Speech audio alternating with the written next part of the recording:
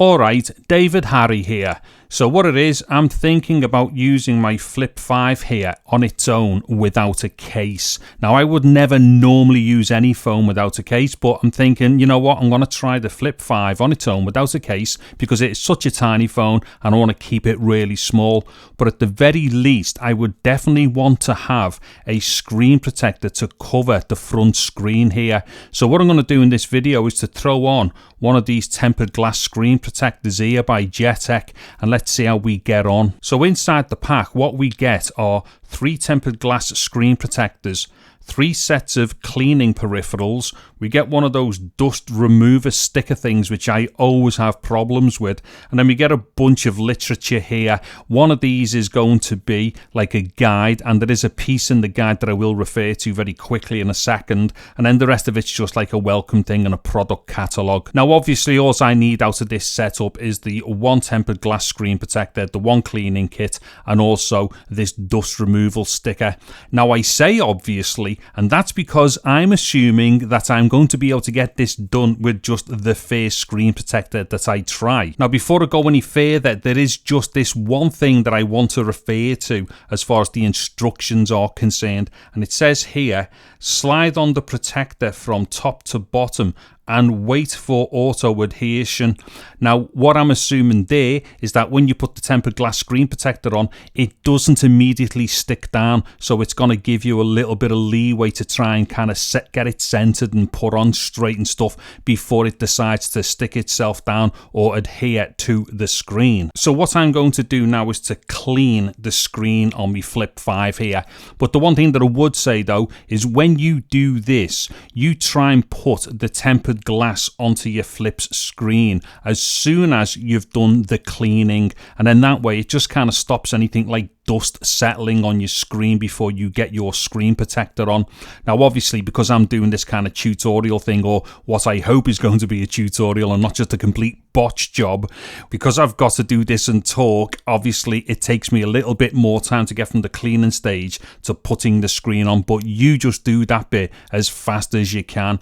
Okay, so the first thing I'm going to do then is to use the wet wipe here, and I'm just going to get right onto that screen there, and I'm going to give it a really good going over with this wet wipe. Now the thing with this, what I would always recommend with these things is just get right up to the corners. Oh, look at this, it's talking to me. Give us a second, hold on. Okay, so picking YouTube in the background while I was cleaning wasn't a good idea because it just started triggering videos. Anyways, as I was saying, just get right in there and then go right up to the edges and stuff. I mean, usually I'd be doing this with the likes of tablets and getting right into the corners of things and all that, but just the same with phones. And even though it's only a tiny screen like this, get right onto the edges there and give it a proper, real good going over there. I mean, you can even clean down the bottom here if you want and stuff, just to give your whole phone a bit of a clean. And maybe whilst we're at it, I'll give the lenses a bit of a go there as well. Okay, so I think that should do as far as the wet wipe is concerned. And then I'm just going to use the drying cloth to take off any of the excess fluid that's on the screen, but I'm going to leave the screen off this time because it'll probably help me with this bit. And once again, with the drying cloth, just get everywhere, all over the place there, every single place where you've been with that cleaning fluid, and just make sure that you get it as bone dry as you can. Now, leaving the cleaning fluid on, or bits of cleaning fluid, won't damage anything and it will evaporate over time, but just for the sake of trying to get the best job done, make sure you get that screen as dry as possible. And I think that is what I've done. And now what I'm going to do is to use this dust removal sticker. Now I have to be really honest, I never use these because I find these to be way more trouble than what they're worth. And for me personally, I tend to leave all kinds of smudges on the screen when I use these things. However, because this is meant to be some kind of a tutorial, I need to be as complete as possible about this, but it is entirely up to you whether you use this dust removal sticker and do this stage here. But like I just said before, if you go into like attaching this tempered glass screen protector to the screen of the phone as soon as you've dried it, it's unlikely that any dust is going to get on the screen between you finishing the drying to putting the screen protector on, which would then require you to use the dust removal sticker, or at least that's how I look at it. But nonetheless, like I say, just to be complete about this, I'm going to use this dust sticker. So the idea is, let me just grab hold of this, just peel it off, and then just basically dab it across the screen like that. And it's got some like, you know, light kind of adhesive or something under the dust sticker here. And then this is designed to just pick off any excess dust that may be on the screen. But when you do this, just make sure that like even the underside of your thumb or whatever doesn't touch the screen. Otherwise, you've just kind of wrecked that really nice clean screen that you've just done. Anyway, that's enough of that, and I hate this bit. Now for this next section, and also for putting the tempered glass screen protector on, we are best off having something on the phone's screen, and preferably something that's bright and white, like this YouTube screen here. Hopefully it doesn't start triggering videos again. Now the reason why you want something white and bright on the screen like this is just so that we can see where we are aligning this tempered glass screen protector. Now, just before I actually pull off, you know, the cellophane bit off the underneath and put it on, I'm just going to line it up over the screen.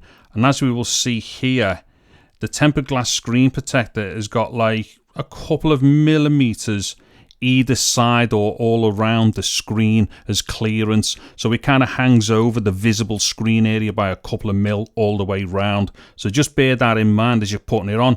Now, as per the suggestion of what this instruction manual was saying, as in it's kind of like, you know, it doesn't adhere straight away, let's test that, because I'm going to slide it in from the top and let's see if we can get it into a position before it wants to set itself.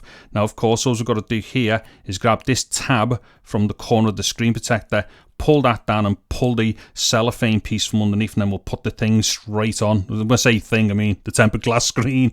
Like, give us a second, hold on. And like I say, you do this stuff as fast as you can or as soon as you can after you've done the cleaning. Okay, so I'm just going to put it from the top here like it was saying, and then slide it in. That's not sliding anywhere. Right, we're going to have to go for take two on this. Okay, so take two, because contrary to what those instructions said, there is absolutely no way you're getting any give on that screen there to slide that tempered glass screen protector around. So I don't know what that was all about. So what I'm going to have to do here is obviously try and line it up as best as possible and then drop it into place. So let me just do this. So I'm going to whip the bottom off and go for it. By the way, I've already re-cleaned that glass again, if anyone's wondering. So let me just whiz this off. Now I'm just going to try my best to have a look over the top here, and let me see. That feels like it could be going in the... Oh, look at that. Bingo. It looks like I got that on right. Let me see if it settles itself out with the bubbles and stuff. Okay, right, give me a second. What I'm going to do, I'm just going to give it a good wipe with this cloth. What it is, I don't think there's actually any bubbles there. I think what it's done is that it settled itself really well. Okay, give me 1 second. In fact, let me just do something here. I'm just going to give this a good old cleaning over, and I'll try and find a screen now on the phone. In fact, this might be a good screen so you can see that there's no bubbles anywhere. Let me try and get a bit closer onto the phone with the camera and we'll have a look. Okay, so I've just got the phone a bit closer to the camera here, and hopefully the focus is fine. So what I'm going to do is just move across here a bit, and hopefully what we should see here is that there are absolutely no bubbles whatsoever. Oh, go ahead, look at that. That's a great job by Dave. I feel so proud of myself. Now, just being hypercritical, we can see that it's not exactly even the way that it's lined up around the screen there, or around the visible part of the screen, but it does cover the whole of that visible part of the screen, so I think that's a good job really. However, if I can find another type of, like, you know, screen protector for the outer screen here, which uses like a template or a frame to put it on, if I can find one, I'll defo get hold of one of them and do a video about it, because I use things like that for the likes of me, like iPhones and iPads and stuff like that, and they're brilliant. ESR tend to make really cool stuff like that, so I'll have to see if ESR do one for one of these, but nonetheless, there we go, it's on and it does work. So what I'm going to do now is let's just see what it's like as far as touch sensitivity is concerned. So I'm just going to flip around on here a bit. That just feels mega responsive. Let me just click onto some of these buttons here and things.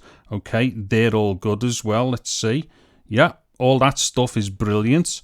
That's definitely working without a shadow of a doubt.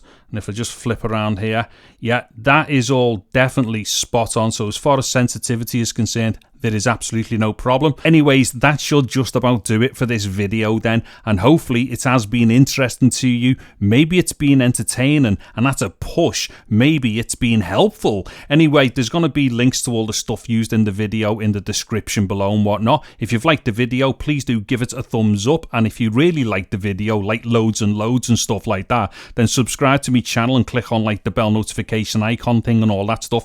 Check out my other stuff to do with the Flip 5 and things like that. I'm David Harry. Thank you very much for watching this video. Take care and goodbye now.